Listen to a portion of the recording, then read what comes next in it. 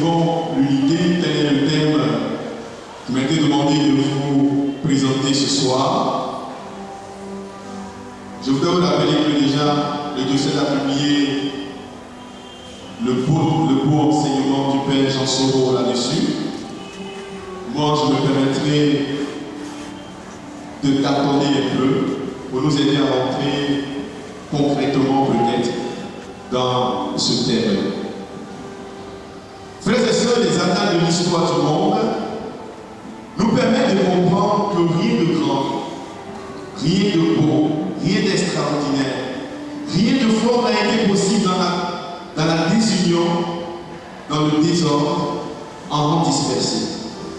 Au contraire, tout a été possible dans l'union, la fraternité, la concorde, la communion et autour des valeurs fondamentales d'égalité, de justice et de droit. Nous n'avons qu'à voir autour de nous pour constater cela. Comme exemple, les États-Unis d'Amérique, les pays de l'Union européenne. Là où l'on accepte de se mettre ensemble, de taire des intérêts mesquins et égoïstes, de s'organiser, de s'unir et de se structurer, le développement devient possible. Déjà, le Christ, conscient du fait que seule l'unité entre ses disciples et ceux qui viendront après permettra au monde d'adhérer à son message d'amour et de croire en lui, comme l'envoyé du Père, prie pour eux, pour qu'ils vivent unis, que tous soient un, afin que le monde croie que tu m'as envoyé. Jean 17, verset 23. Cette prière montre que sans unité, rien de durable, rien de solide, rien d'essentiel, rien de vital ne peut se construire royalement. C'est conscient de cela que notre diocèse, tenant compte du contexte socio-politique de notre pays, après la crise de 2011, s'est vu interpellé par la question de l'unité, surtout l'unité entre ses membres. Ainsi, après les thèmes que tous soient un en 2012, que tous soient un afin que le monde croit que tu m'as envoyé en 2013, et dans l'unité et dans l'espérance, construisons notre Église en 2014. Nous sommes invités cette année pastorale 2014-2015 à aller plus loin, du moins à retourner à celui qui fonde et féconde notre unité et qui la rend possible et réalisable. Un verset de l'Ecclésiaste dit, et je cite, « Nous rêvons d'unité véritable. » Mais quelle unité, loin de toi, Jésus? C'est vrai, frères et sœurs, aucune unité ne peut se construire sans Jésus. C'est bien pourquoi le thème de cette année pastorale, thème qui retiendra notre attention ce soir, est dans la fidélité au Christ. Vivons l'unité. Pour nous aider à le comprendre, nous adopterons la démarche suivante. Dans un premier temps, nous verrons que le Christ fonde et féconde notre unité. Nous verrons cela comme une nécessité de revenir à lui personnellement et communautairement. Dans un second temps, nous verrons les problèmes sur le chemin de l'unité. Et dans un troisième temps, nous verrons les raisons de vivre l'unité et les moyens d'y arriver. Notre premier point, le Christ fonde et féconde notre unité. Nécessité de revenir à lui. Et pour cela, je voudrais vous emmener dans l'évangile de Saint Jean, chapitre 15, verset 5. Jésus dit ceci, « Moi, je suis la vie, vous les sarments. Celui qui demeure en moi et moi en lui, celui-là porte beaucoup de fruits, car hors de moi, vous ne pouvez rien faire. » Je voudrais vous dire, votre propre ouvert, que ce chapitre fait partie de ce qu'on appelle les discours d'adieu du Christ, qui part déjà du chapitre 13 jusqu'au chapitre 17. Et donc le Christ, au moment de partir, donne des consignes, comme celui d'aujourd'hui, où il nous rappelle qu'il est la vie et nous les enfants. Autrement dit, qu'il est là et nous sommes les branches. Pour que les branches puissent porter du fruit, il faut bien que les branches restent toujours connectées, attachées, liés et collés à l'âme. Et le Christ a ajouté de manière péremptoire que hors de lui, en dehors de lui, vous ne pouvez rien faire. Frères et sœurs,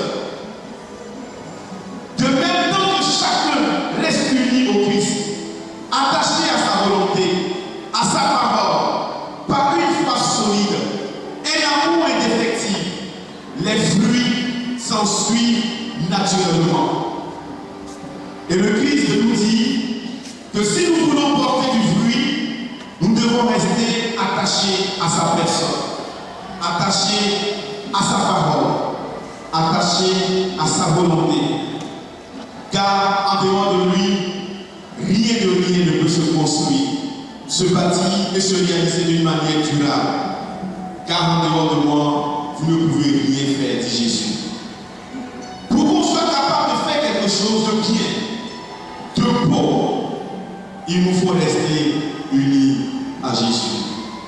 Cela vient traduire la réalité sur laquelle c'est lui qui fonde et féconde tout ce que nous espérons faire dans notre vie. Parmi ces choses figure en tête l'unité. N'oublions pas qu'il a prié pour que cette unité soit possible et réalisable.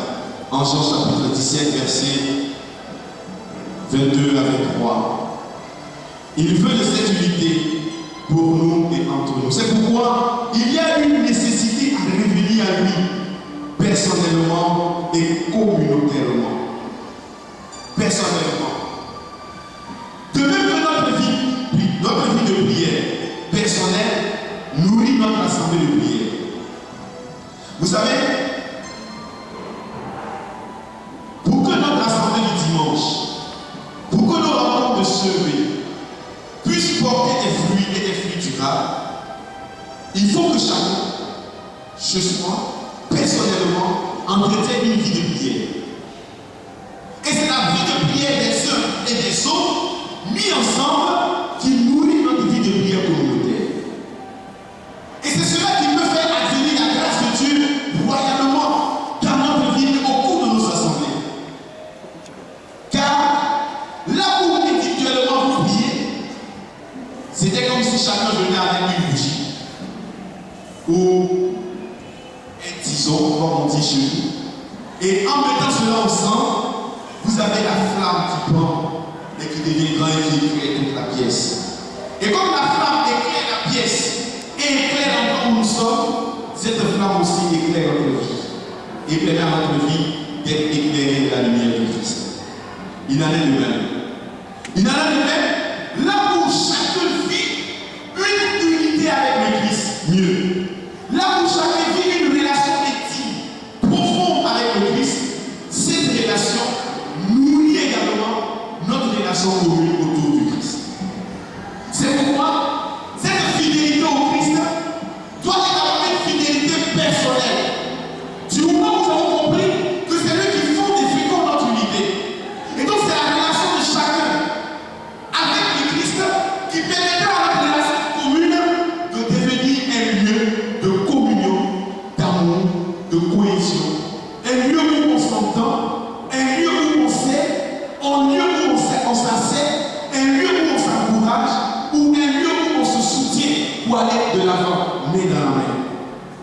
Au niveau communautaire, il s'agira pour nous de remettre le Christ qui fait notre unité au centre de nos rencontres communautaires à travers sa parole, sa personne, par une vie d'amour, par une vie d'attention, une vie fraternelle entre nous. Voir dans le Christ le frère aimé, le grand frère autour de qui nous devons bâtir cette unité.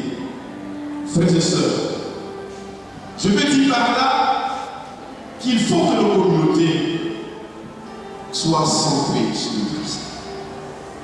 Il faut qu'on arrive à cette spiritualité christocentrique, c'est-à-dire centrée sur la personne de Christ.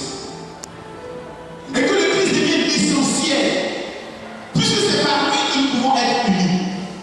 Et c'est par lui encore que nous pouvons vivre. Il faut que tous nous soyons centrés sur la personne de Christ.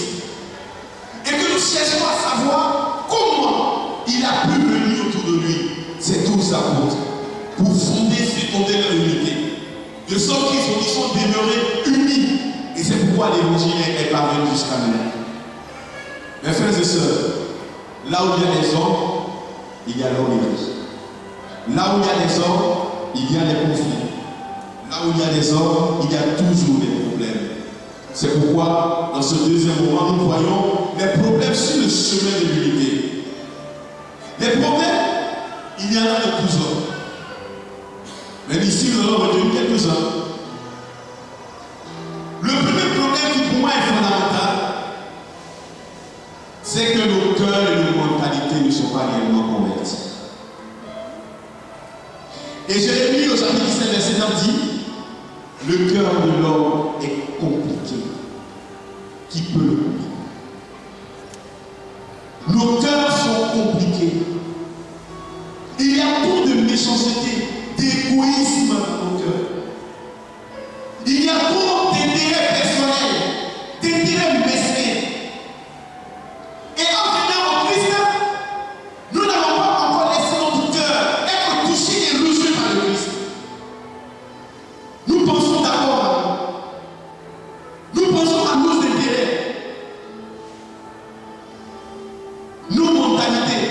Nous sommes devenus chrétiens avec des mentalités de païens.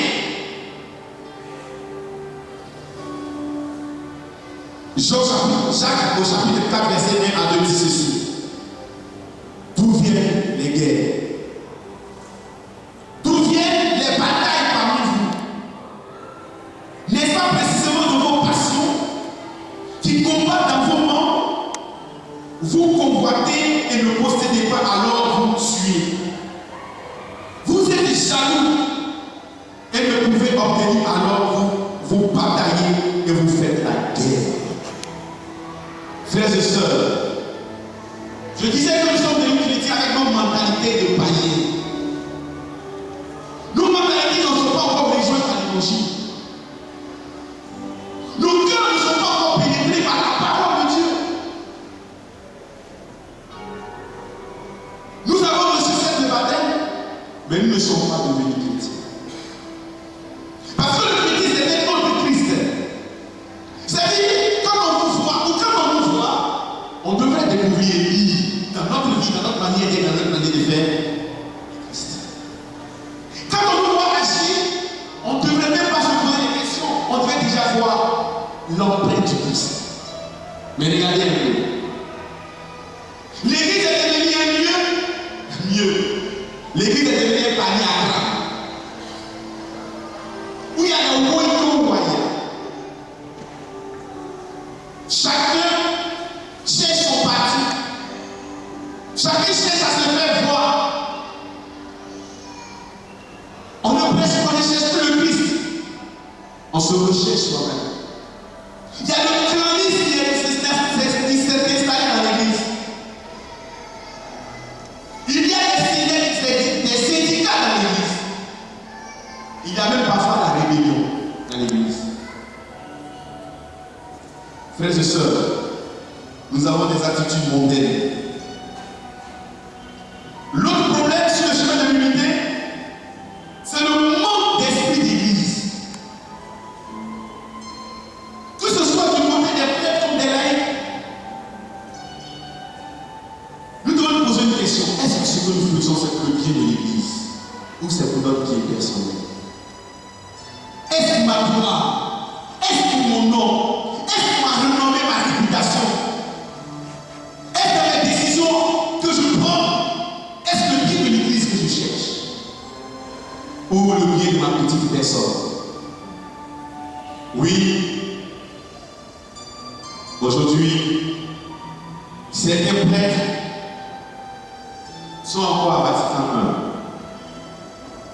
Ils n'ont pas encore fait de mise à jour, ils n'ont pas encore fait leur aggiornamento. C'est l'église pyramidale. Ils sont au sommet et puis le pape est en bas. Ils décident tout de là-haut et ils décident tout de là-haut et en bas on doit exécuter. Il y a aussi des laïcs qui pensent que dans l'église c'est la démocratie.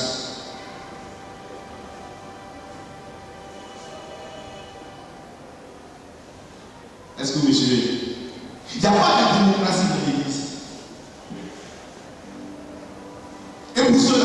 ils créent des rébellions.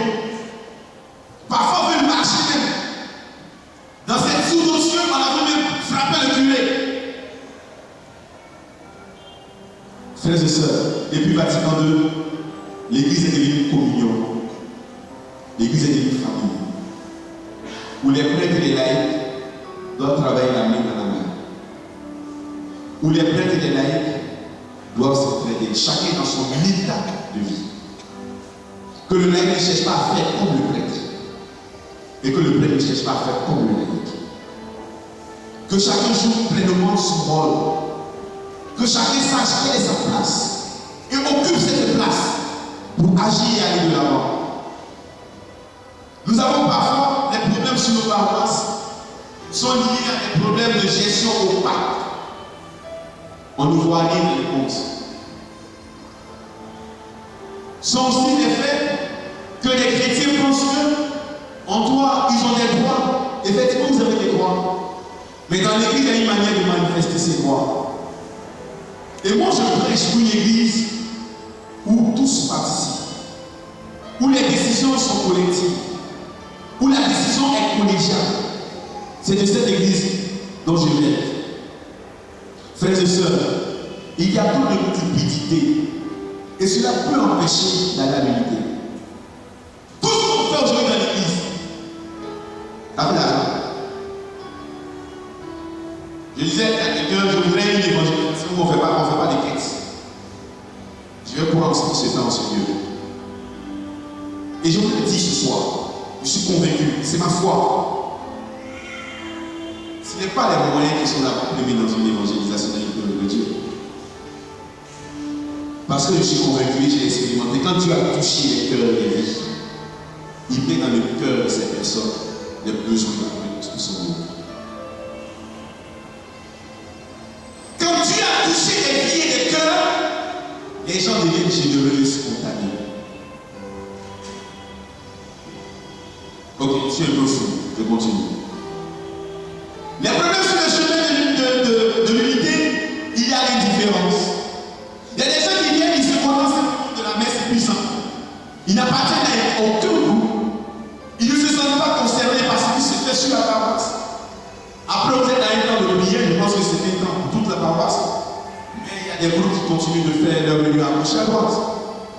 Bon, je ne sais pas, hein. L'étranger a des groupes, ceux qui ne voient pas. Et il y a un problème. Et je voudrais faire un arrêt très important. Puisque on m'a dit que vous êtes là aussi pour la guérison des cœurs. Je voudrais faire savoir. De la même manière, certains sont venus dans l'église avec leur mentalité de chrétien, de païen. De la même manière, chacun est venu dans l'église avec un background, c'est-à-dire avec une histoire, avec un passé, ou un passé et une histoire qui n'ont pas été pris en compte. Un passé et une histoire où ils ont été blessés, traumatisés. Ils portent en eux des frustrations. Où on n'a pas pris en compte, on ne les a pas pris en compte. Où ils ont été rejetés, abandonnés. Où on les a humiliés et ils portent ces blessures au fond d'eux. Mais là où cela n'est pas pris en compte, c'est normal qu'ils aient des réactions épidermiques. Qu'ils soient coléreux, nerveux, impatients. Et qu'ils veulent à tout prix se faire voir. Parce qu'ils sont en quête de reconnaissance. Il y a parmi ce soir des personnes qui n'ont pas été reconnues par leurs parents. Des personnes qui ont caché leur papa et leur maman. Un homme comme ça, une femme comme ça. Si sa situation n'a pas été prise en compte, elle a été survolée, c'est normal que cette personne soit rebelle. Que cette personne n'accepte pas qu'il y ait une décision, qu'elle soit obligée de suivre. Si tout ce qu'elle a réussi à se faire elle-même, à se bâtir, à se faire elle-même, elle ne peut pas accepter d'ordre d'une autre personne. Et c'est cela qui doit être mis en compte. Et ce problème, c'est quand même dans le couple. Ils étaient mis en train de dire, je ne le comprends plus, mon mari. Il est bizarre, il exagère trop, il se plaît trop. Mais tu n'as pas cherché à savoir qui il est, d'où il vient, qu'est-ce qu'il a vécu. Tu ne vas pas chercher à savoir quel est son background. Et dans l'église est remplie de personnes qui ont un passé douloureux, qui portent en eux, et qui développent malheureusement des problèmes sur le chemin de l'église. Des personnes qui ont fait des accouchements par des concours vicieux et des mouvements vicieux. La plupart des femmes entre 5 et 15 ans, la plupart ont été au moins violées, ou on leur a fait des accouchements.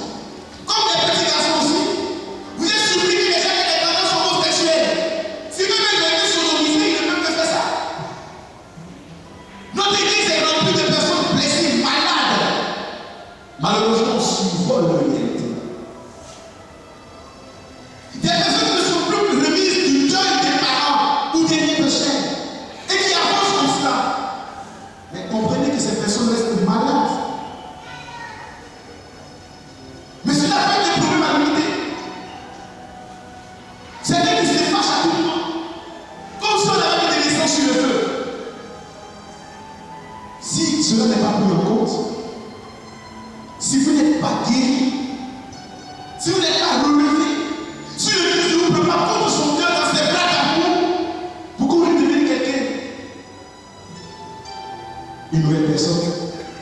Vous savez toujours un problème là où vous vivez. On vous trouve compliqué, bizarre. Dans vos lieux de travail, c'est parce qu'il y a un problème dans votre vie. Et tout ce sont des blessures de la vie. Et je vais m'arrêter ma présenter là-dessus parce que c'est un problème très important. Vous savez, il y a des gens qui ont été conçus dans un contexte de petit groupe. La mère ne voulait pas aller avec son mari. Mais comme il est si trop, elle s'est donnée, hop, c'est collé.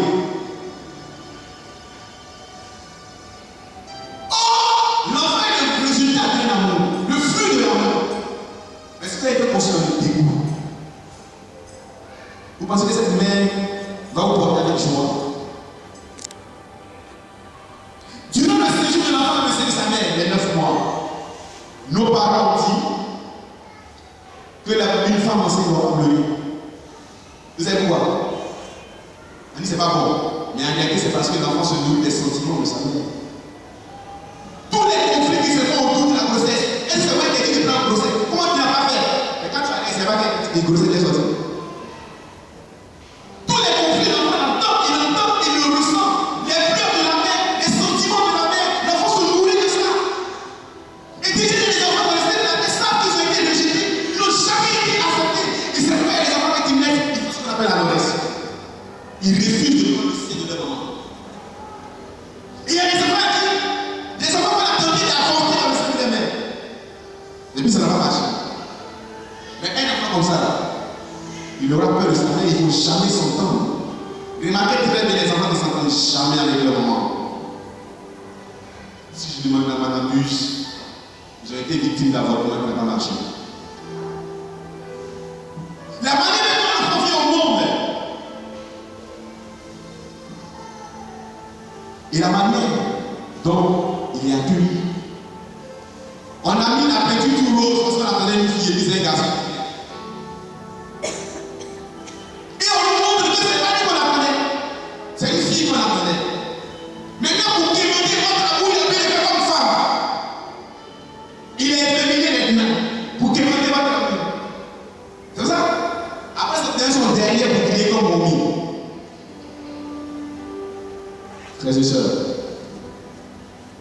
maintenant les enfants, on dit à la maman, comme elle fait Josie en France, on débat avec les enfants de nos grands-parents. Un enfant a besoin de son père et sa mère. Comment ça? Et après, on vient prendre l'enfant chez ses grands-parents pour l'amener avec ses parents. Et comme le prend le temps, l'enfant à l'internat, où on le voit peut-être 3 fois dans l'année. Et les enfants vont déployer les grands comme des colis. Vous voulez que ces personnes deviennent quoi? Et puis les enfants, vous venez dans un foyer pour les enfants, vous les maltraitez. Parce que ce n'est pas vos enfants. Ils souffrent. Et c'est ces personnes qui viennent à l'église même. Tu ne peux pas obéir. Tu ne peux pas accepter certaines choses. Ça pourrait en offrir d'eux parce qu'ils sont malades. Et ils ont besoin d'être rejoints par le Christ dans cette misère, dans cette pauvreté, dans cette peur. Et je voudrais vous dire que si vous êtes dans cette situation, il faut demander au Seigneur de vous guérir. Et c'est quand il vous aura guéri qu'il sera possible pour vous de pouvoir enfin vivre l'unité et d'être un artisan d'unité.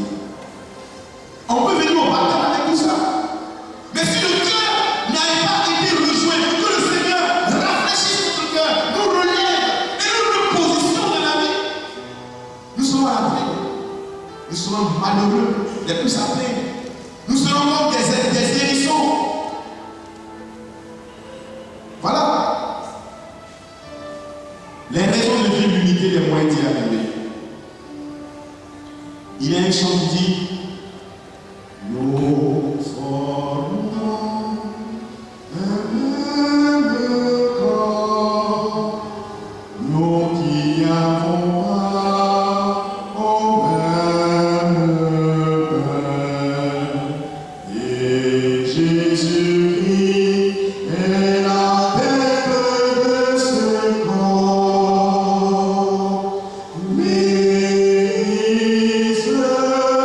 L'Église du Seigneur. Voilà, frères et sœurs, nous formons un même corps. Et donc nous avons des raisons de vivre l'unité. D'abord parce que nous sommes des baptisés. Nous étions créatures de Dieu. Par le baptême, nous sommes devenus enfants de Dieu. Nous sommes devenus enfants de Dieu dans le Fils unique, Jésus-Christ. Du coup, nous sommes devenus frères et sœurs des mêmes pères et frères avec Jésus-Christ. Donc les frères sont faits pour vivre ensemble, pour s'aimer, pour aller de l'avant, pour dépasser les intérêts, pour construire l'unité et la fraternité, construire la communion. Deuxièmement, nous partageons le même pain, le corps de Jésus, qui fait notre unité, qui fonde notre unité. Troisièmement, notre unité, frères et sœurs, est le lieu où se vérifie l'authenticité de notre foi. Notre unité est le lieu où se vérifie l'authenticité de notre foi. Si nous disons que nous croyons en Jésus, que nous sommes enfants de Dieu, nous sommes baptisés, nous sommes chrétiens, cela doit se vérifier par notre unité, par notre manière de vivre ensemble. Regardez les premiers chrétiens dans les actes des apôtres. C'est leur manière de vivre qui attirait les autres. Voyez comme saints. Ils mettaient tout ensemble. On avait le temps pour chacun. Chacun était accueilli, accompagné tel qu'il est. Notre unité, frères et sœurs, est le témoignage de ce que Jésus est l'envoyé du Père. Il est dit lui-même en Jean 17, verset 23, afin que le monde croie que tu m'as envoyé. Notre unité est ce qui fait advenir la bénédiction de Dieu. Là où on est unis, la bénédiction de Dieu du Seigneur. Le Christ dit là où 2 ou 3 sont réunis en mon nom. Il n'a pas dit de se rassembler comme ça.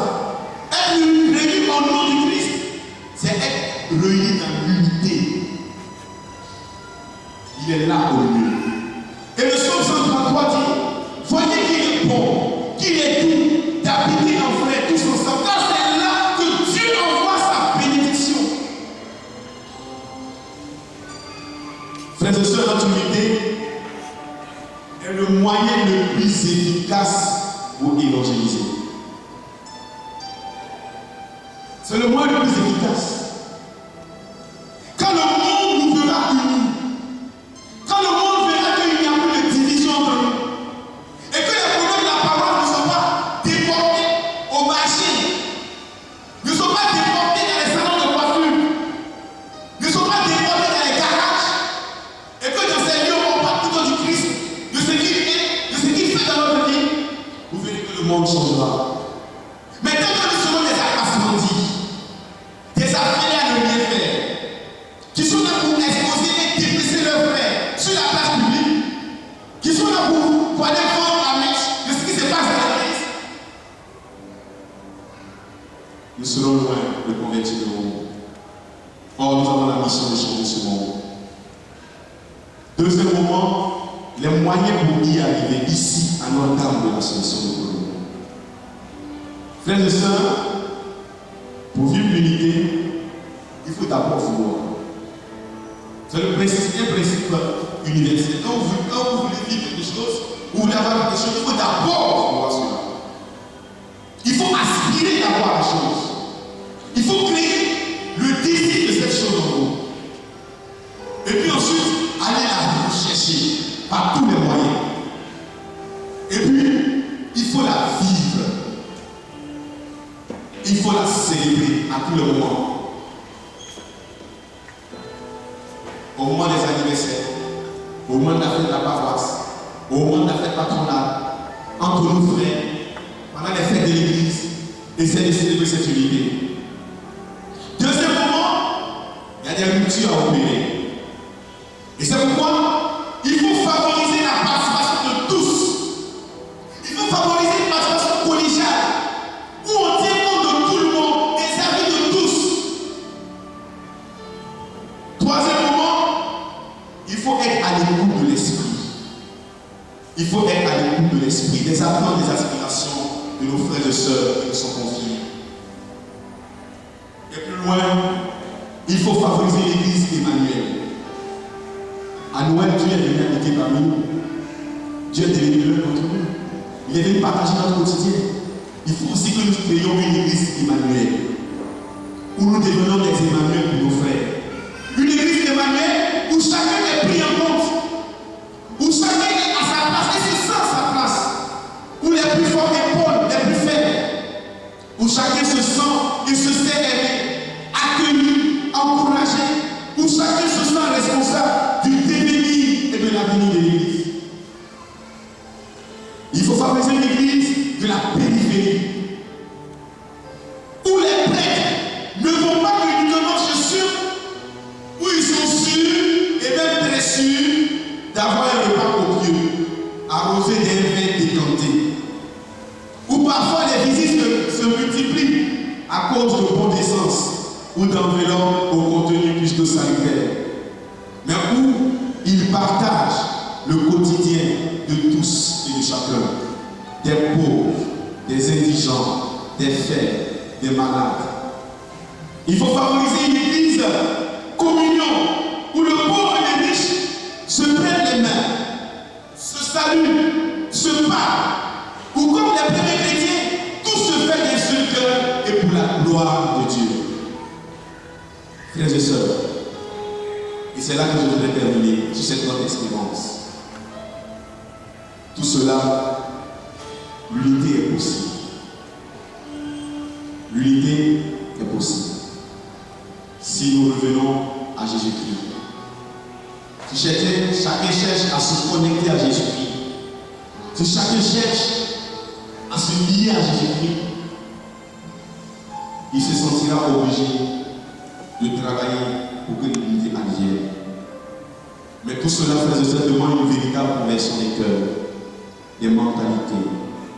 Puisse Jésus-Christ, notre unité, nous toucher en plein cœur, changer nos mentalités, ouvrir nos yeux, pour que ce projet d'unité soit possible dans l'Église d'Afrique, dans l'Église de Côte d'Ivoire et ici à India.